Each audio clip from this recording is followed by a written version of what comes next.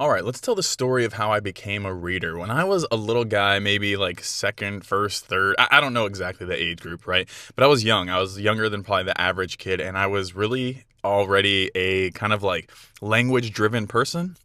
Loved words, loved reading, loved finding out the meaning of things like that. I got hooked on phonics at an early age, which I found out is like an indicator of a well-off childhood, which I didn't know, but it kind of makes sense because my grandparents were kind of rich. I was not rich. I was super poor when I was a kid. I used to love books, and they were a great form of escapism, and I didn't know it was escapism at the time, but that's what it turned out to be the older I got, right? The more I realized that it was just an escape from the world I was in because it allowed me to go to a place where there was no real responsibilities, there was no weight, there was no sadness. I mean, there was, but it wasn't real stuff, you know what I mean? And there was always going to be a happy ending. There was always some type of resolution in the end, and it was simpler, you know? It's not so complex as real life where there's not really always a loose end that gets tied up, right? I got really into stories. I started, doing Series of Unfortunate Events and Artemis Fowl and Aragon and Tales of Despero and Animorphers. There's tons and tons of stories that I used to love. Harry Potter, of course. And then I started getting into more classic stories. The older I got, got into classic literature. I was in AP Language, AP Literature. I used to write public speeches and do contests for that when I was a kid.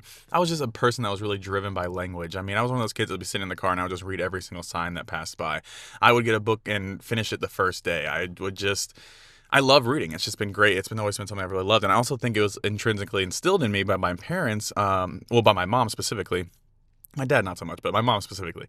She would read me stories all the time when I was a little kid, and she made sure that I would actually, it was mandatory no matter what. There was no times where I didn't have to do it, but I always had to read every single day. I'd have to read for 30 minutes every single day, and it would often turn into a much longer period of time than I'd be reading, but that's how it started. And sometimes it was arduous. Sometimes she had to force me to do it, and sometimes I loved it. It's one of those things that got instilled in me from a young age that I had to do it daily, so now it's almost like an addiction, a thing I didn't know I needed, but now I need it.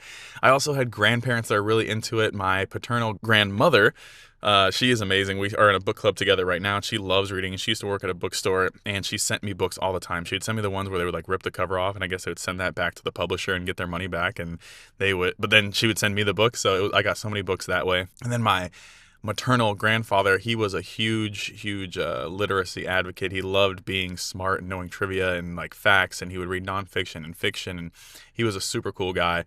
He passed away, but he was an awesome person. He had a great influence on me as far as reading books and being intellectual and stuff like that. So I really thought it was a cool idea to do. I also just love expressing myself. I love reading and I love relating to books, and I just think that there's so much to get from them.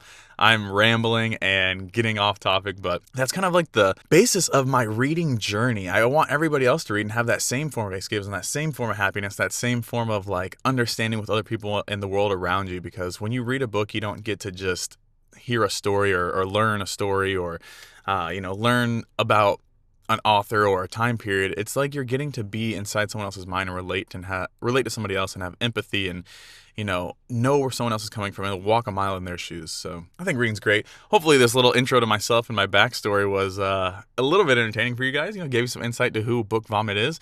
My real name's Caleb, and hopefully you guys like this video. Give me a subscribe. I would love to see you guys around more often, and we can talk about deeper things on more videos. See you guys next time.